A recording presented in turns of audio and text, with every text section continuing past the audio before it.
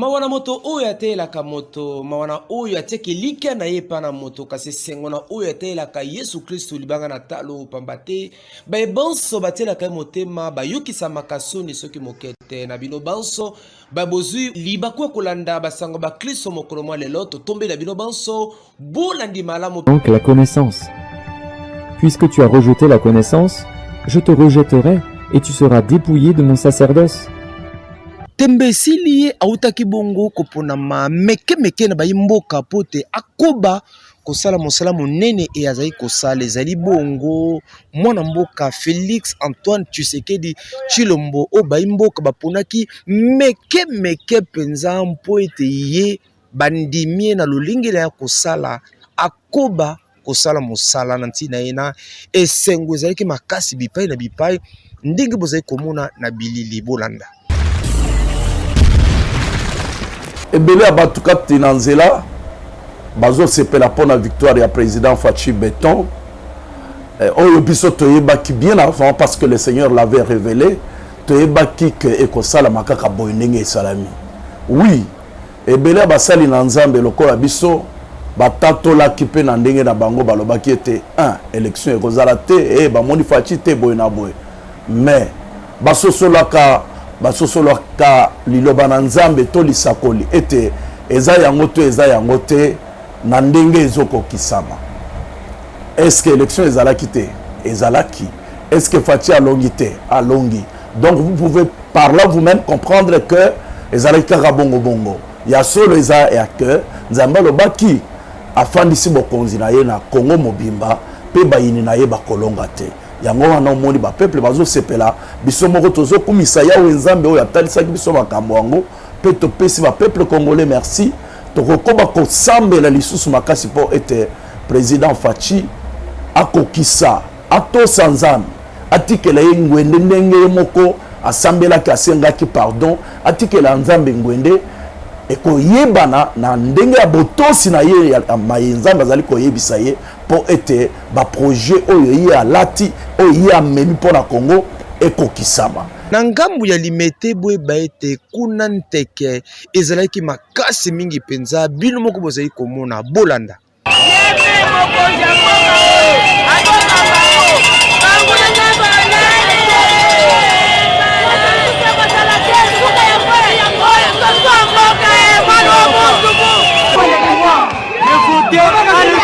Jamais. Moi je connais Fachi comme mon président. J'ai mon président. Je ne dois pas voter Moutoumou Mounaïbe originel. Non. Ici, on est chez les Fachi. Et pas...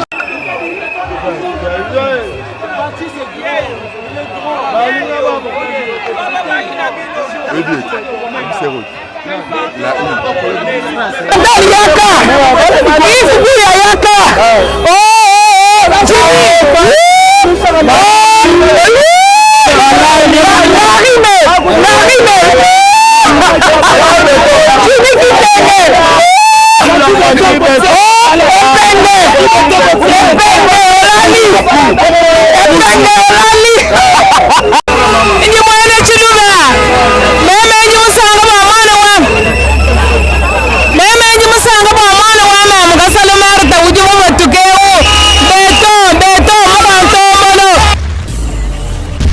Bandeko etonga na Nzambe le toma di Kristo na bokambami ya moto na Nzambe piangulu bango basanganaki na lumingwa ya mbo ya mvula eye na etonga na bango na ntina na kopambo na nkolo na oyo nyonso asaleli bango na mvula iliki bana Nzambe baiki meke kotalisa bolingo na bango epai na tata mote ya mokolo ezaki bongo mombo na nkolo piangulu oyo na malakisi pe na maloba maye atalisaki ete mvula oyo Nzambe akani kosali bota na ye bulamu pe Nzambe alingi afuta bayebanso basalelaka ye na bo elongo bani toyokaye topesi libota na Nzambe bino bandeko baye ozali kolanda biso na mosika message ya ntongo ya lelo dimanche 7 janvier 2024 elobi ete le chrétien et sa récompense en Christ. Le le chrétien et sa récompense en Christ. ezali message oyo toteli lelo mpona kotalisa ete mbula oyo ya 2024 mobimba ezali mbula ya récompense, mbula oyo yawe nzambe azali kofuta bamoko mpe bamosusu bayebaki kosalela ye mosala. oyebaki kosalela nzambe mosala, yawe nzambe alakaki yo nini?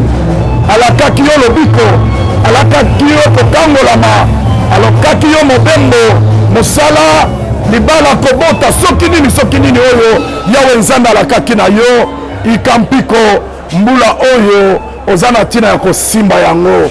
me esengeli oyeba nzela oyo yawe nzambe abombeli bato lokola eloko ya sika oyo asaleli bango. nzela ezali yesu kristo, ndenge moko ye moko atatoli ete je suis le chemin, la vérité et la vie.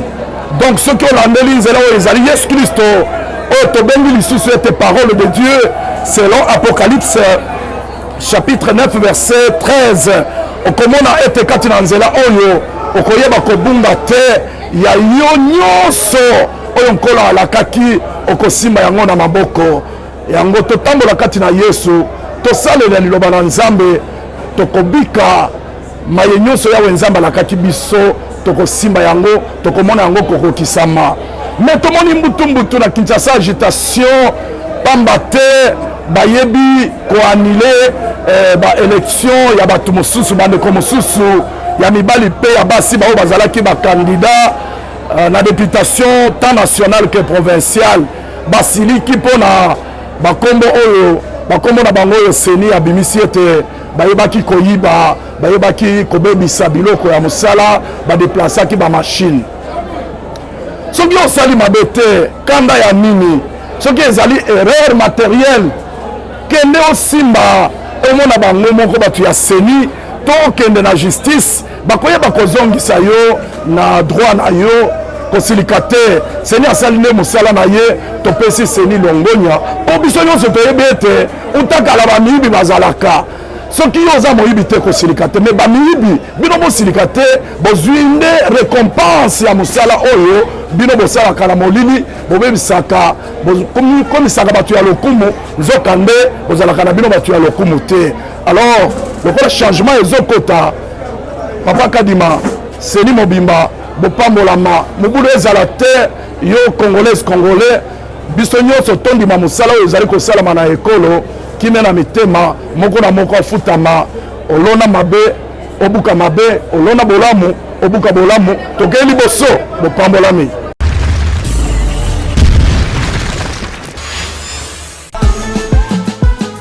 tala vraiment na Kinshasa ndimelanga batantino babuakama complète ya beauté ya États-Unis ya buo pia grâce ya maison beauté chinoise chez Mifi Jafar awa socho koti te actuellement na Rihanna kutu ya kokamwa te likambo tali manicure ebongo pedicure ngaye kote ya biyema kutu kosakana te barobe ya ba grande dame barobe ya ba soirée ndenge ka kolulaka ba star américaine grâce ya beauté chinoise chez Mifi Jafar textuellement ndenge omonaka ba star ya Hollywood kota basaki kutu koloba te basaki oyo ezali na griffe s'il vous plaît mpe mpo na balocation ya barobe mariage s'il vous plaît nyonso ezali awa na kati ya maison beauté chinoise chez Mifi Jafar.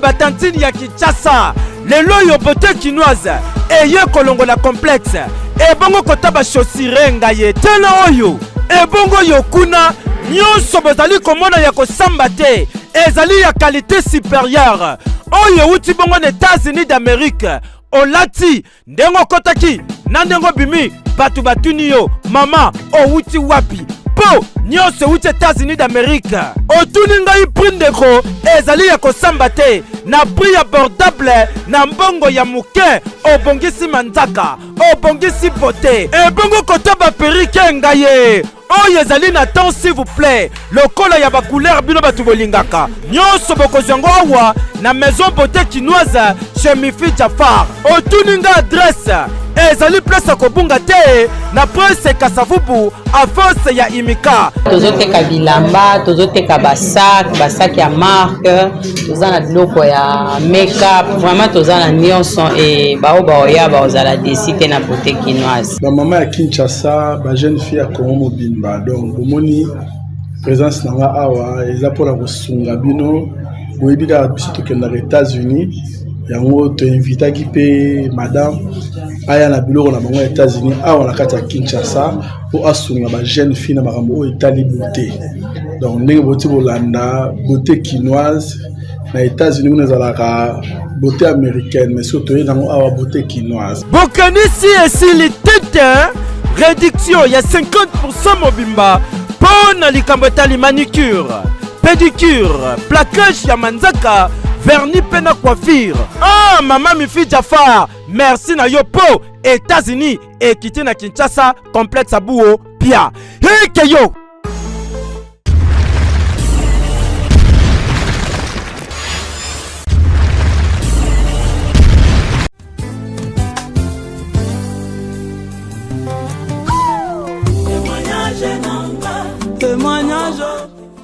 Habitant ya ville province ya Kinshasa boyo kasango kitoko tomemeli bino concession Corrado oyezwami na commune ya Maluku na village Mbio azali koteka plus de 700 parcelles ya 20 mètres sur 20 liquidation ezali kaka na $1500 ya pamba okomi kololo pango pona ko contacter concession Corrado bobenga na numéro oyo plus 243 82 53 60 781 tolobi bien na $1500 ya pamba lokola liquidation ozui lopango na yo ya 20 mètres sur 20 na kati ya concession Corrado oyezwami bongo na village Mbio toza na commune ya Maluku.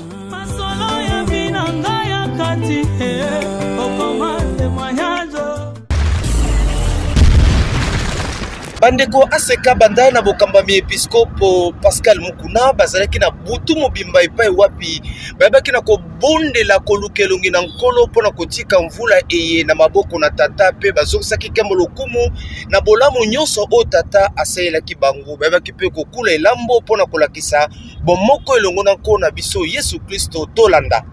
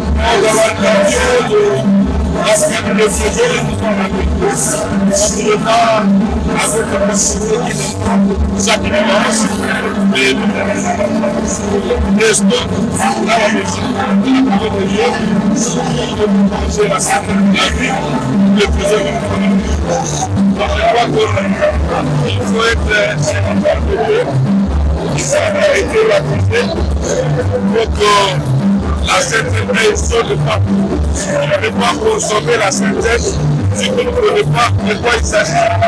L'ignorance, la communion. Elle me dit qu'il faut faire périr justement de la connaissance. Il faut que la personne demande la sainteté et la connaissance de la personne de Jésus. C'est en les consommant que cela aura de l'impact. C'est pas que peut-être tout à l'heure, il a dit que la Pâque, c'est ce qui s'était passé en Israël dans l'ancienne alliance. Et maintenant, on n'a pas besoin de voler un animal. Alors, Israël a fait pour que tu sois libéré. Nous croyons et Jésus est notre Pâque. C'est l'année immolée. Et celui qui reçoit Jésus, il a consommé la Pâque. Les amis symbole, on connaît aussi ça. Il y a la mission de la Bible, le Père Christ, il y a beaucoup de Makarados. Avant ça, il va être naïe, Maliaki, Mabelaki. C'est la mission que attaquer par la attaquer par la il faut qu'on sorte dans l'écriture. Vous allez à Saul. Moi, je suis Ngeli Tolia. Votre Corée, comme le fait Makaraye, on a un renouvellement. Merci beaucoup pour l'opportunité de s'exprimer à l'occasion de la Sainte Seine. La différence qui existe entre la Sainte Seine et la Pâque, les alliés de l'ancienne alliance. La nouvelle alliance n'est que ça la Sainte Seine. L'ancienne alliance, Pâque, a célébré un peu Nabanama. Et pour bien dire, Pâques descendit dans l'Égypte pour la toute première fois. Je célébrais Pâques descendit dans l'Égypte. Samba Ebisi Moïse, la baptiste avec un pharaon pour la délivrance des enfants d'Israël. À ça, il faut la plus s'émoufler de Aoudatiaki à Kamboya Pâques. Ebisi Bango pour immoler soit un agneau, soit un cheveu. Pour appliquer Makila, l'agneau et un cheveu. Il pourra banda pour la bino. De telle sorte que quand on a connu Kanabutu, on a fait l'Égypte, on a Makila, bino, malheur, comme la bino.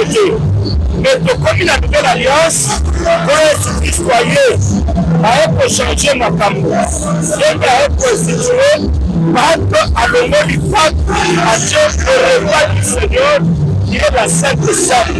On a la missionité. On a la matisse à Bolorosé, et ce sont ça la mona lipa, donc le libre c'est alcool. C'est ça la plus grande différence. Parce qu'on a fait l'alliance, les alliés sont pour la Bolorosé, la matière à Bolorosé, plus qu'on a nouvelle alliance.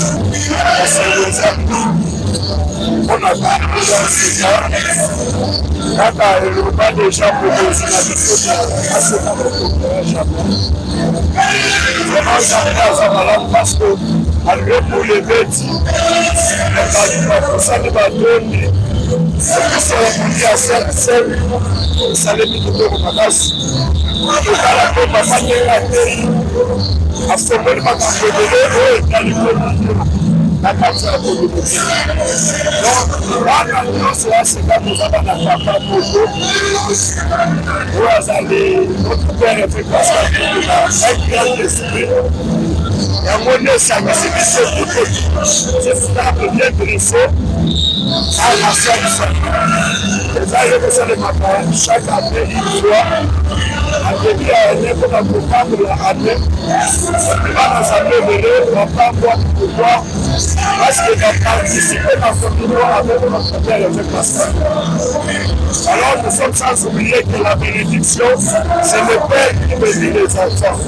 Donc 2024, c'est 10 années de bénédiction en bénédiction parce que notre père nous a donné. Merci beaucoup. Les enjeux locaux tellement importantes, de capital pour un frère chrétien. Parce qu'un chrétien qui ne mange pas la Sainte Seine n'accomplit pas la parole de Dieu, parce que Christ, avant son départ, il a dit: faites ceci, toutes les fois que vous réalisez, en mémoire de moi. Donc quand je célèbre la Sainte Seine, je pense à la mort et à la résurrection. J'ai accompli la parole de Dieu. Je ne fête pas la Pâque, je ne célèbre pas la Pâque, mais la Sainte Seine est une délivrance pour la vie chrétienne. Donc pour moi, je pense qu'en le faisant, j'ouvre la porte à la bénédiction dans ma vie, et pourquoi pas pour mon ministère aussi. Donc c'est pour moi une grande soirée pour laquelle je peux dire que l'Éternel vient de bénir toute l'année 2024 pour moi, ma famille, ainsi que mon église et mon ministère. Que la différence entre Pâques et Sainte-Seine? La Pâque était beaucoup plus réservée pour les Juifs. Pour eux, c'était un passage de quitter l'Égypte, l'esclavagisme à la liberté vers Canaan. Mais la Sainte-Seine, c'est une célébration que Christ a laissée pour l'Église, pour la délivrance de l'Église, pour les amener à la vraie vie chrétienne. Merci. Pour nous, c'est une fête. L'air toza pour célébrer Sainte-Seine, les fêtes. Les élèves sautés. Toza na sengo. Ça malobananga liboso ya mibale. Pas pour na biso tozo kanisa kufa ya Yesu pe lisekwa na ye. Ils ont permettre biso de se préparer toujours dans nzela otoke. Letina ya Pâques, toyeba que toza ba pèlerin pa ba lekinzela, toza na biso bato tozo leka to bima. Parce que leur bazaki en Égypte, leur basali Pâques. Donc c'était pour leur dire que bozalaka ba égyptien te. Boko kufaka pe na kati Égypte bino nyonso te. Il faut bobima, bobezo bima. Letina ya Pâques et ça là que babima ya ngwana. Et puis il y a mibale Pâques ezalaki elembo ya kolakisa bokasi na Nzambe face ya monde entier, physiquement comme spirituellement. Donc, sur le plan spirituel, Pharaon avait défié Dieu. Mais Dieu l'a renversé. Donc, ce qui veut dire, aujourd'hui, nous pouvons dire les diables. Et l'ère Sainte-Seine et Salema, donc ce qui veut dire, tous os makoki, il y a ténèbres et comme on a ça ma colonalisme. Et je dirais na mutuna ya ndeko na oetali Sainte-Seine papa ototali sabiso que Sainte-Seine elia maka na butu hein bandeko msuna kolo bateke bazana erreur mais peut-être eza bazangi peut-être koyeba bazana kati ya ignorance. Bazui, grâce le quoi biso tozuite, ya ozala enseigner auprès de ceux-là qui sont grands. Ceux-là qui sont grands. Donc, en soi, na koyo koloba que enseignement oyo ekote la bango pe ba emboîter les pas pour dire que Sainte-Seine est à la normalement célébrée d'après le modèle oyo Nzambe apese liango. Pourquoi Yesu moko aoliango na moite? Il devait faire ça pendant la journée. Mais aza ko instituer Sainte-Seine na butu. Azoloba que ceci, c'était le pain, il dit c'est mon corps. Vino azoloba c'est mon sang. Mais azo salango na butu azoloba bo célébrer boye. Botikalo salango pona ko kanisa toujours kufananga pelise kwa nangai. Donc c'est la nuit. Bande comme ça emboîter les pas, ce n'est pas mal. Mon peuple meurt faute de quoi? De connaissance. Donc il faut connaissance et bakisama. Donc continuer. Ezali kambo ko dutete, ezali kambo tangi. toza intellectuel. Pourquoi il y a scène fallait qu'on a baptême. Faut les qu'on a baptême te ou qu'on y a scène pour dire que pour y a scène faut za muto botami ya sika. Donc il y a des choses qui sont réservées quand na bato ba botami ya sika. Donc moni Nicodème zamba zo bisaye makambo lingi po vivre ngo faut botama ya sika. Ya mon bazolo ba tout le monde il y a pas plus grand que Jean-Baptiste sauf celui qui est né de nouveau. Donc ça dit il y a des choses qui sont réservées quand pour na bato yo ba botami ya sika. Donc ça dit okoki kolia nzoto ya nkolo te so botami sika. Donc ça dit alors ozolia et lokoyo eza destiné na yo te. Donc scène c'est pour les chrétiens baptisés. Mais je me dis parce que ce moment d'église tout se réveille, balia qu'on attend. Et scène balia kangoka na butu. Balia ngo jamais na mo so monde balia scène na moi.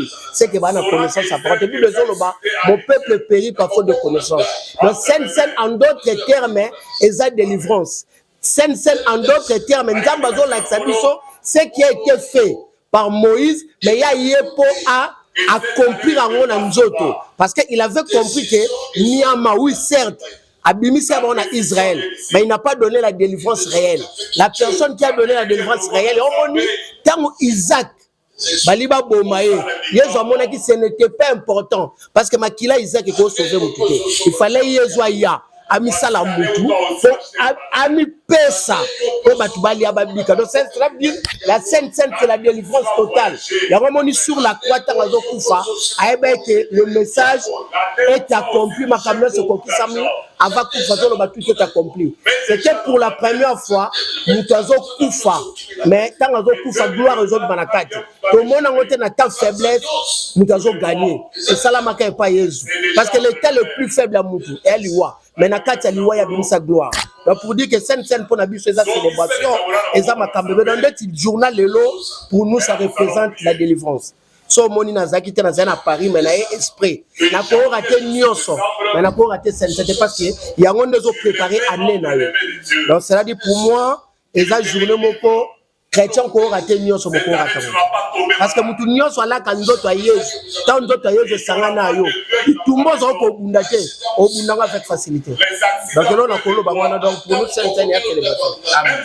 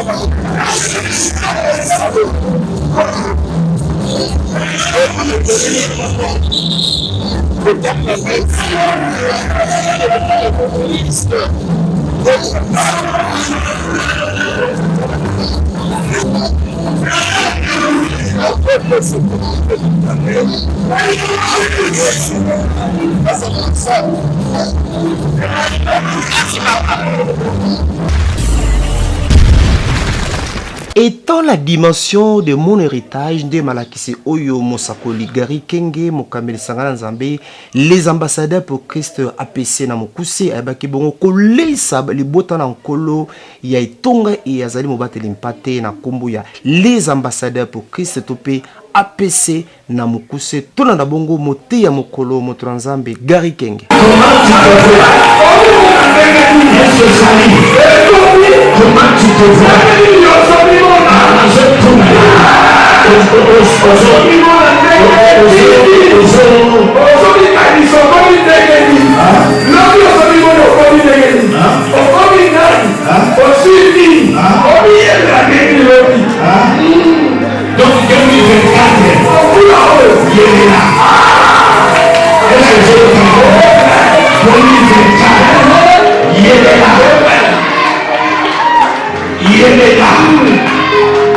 Maman, au niveau d'intérêt,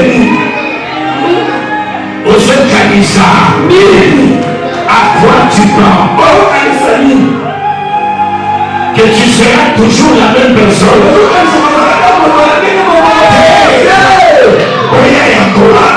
Je te dis le fils. Je t'attends pas. Je te dis le fils. Tu es là, je te dis le fils. Je te dis le fils. Amen. Est-ce que tu entends ça? Le prophète te dit, le fait par l'esprit. Le fils sera maintenant. La foi c'est maintenant. Comment tu te vois? 2024. Nous sommes encore au mois de janvier. Au mois de janvier. C'est ça janvier. Comment tu vois janvier? Olivier pona ko pesanga maloba me yambona ya nona mituna na yo nalingi kotombela mobu malamu na libota bana nzambe nyonso oyo bazolanda biso. C'est vrai que mvule leki tokutai na mikakatano ya ndenge na ndenge nzambe na mawana ye asepeli kopesa biso mvula asika tika ete nzambe oyo tobandi na ye mobu oyo akoba na biso pe asisa mobu oyo longo na biso. Nzambe azali yano ya mikumba pe ya mikakatano na biso. Nzambe abatela ekolo Kongo mboka kitoko ya pesa biso. Na otali kambo ya RC to pe église ya bolamoki ya mboka na biso. Nazaki décision kolobela ngo les sociétés pamba te zo sala soni. Et comme le kola, même si ça va choquer certaines personnes, mais bandi mabongo et comme le kola théâtre de chez nous. Et ma confession religieuse me sous bazala pe na ba problème mais tout monde ngo ndenge zo sale maboité ngalo kola mwana nzambe na ba na comprendre que les gens sont en train de se battre non pour notre intérêt à royaume, non pour notre intérêt à tata na biso na likolo, ils pour notre intérêt égoïste ya bango moko. Souci à diriger, souci à gouverner, ndenge zala kati na mokili et kotipe na église. Voilà pourquoi depuis un certain temps, nazo elikambotali Jésus coopérant à côté de l'église. So bi Jésus coopéré zali yeso ya kufela kibiso te nekoluso.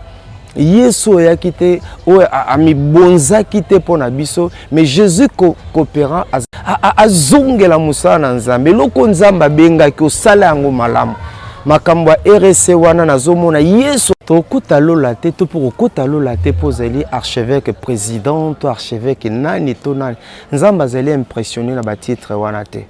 Donc mambo RC de Olivier na sepelité otunanga mituna pamba yuto la soni tala balanga Jozo bime pa bato nzambe na ba média rundimate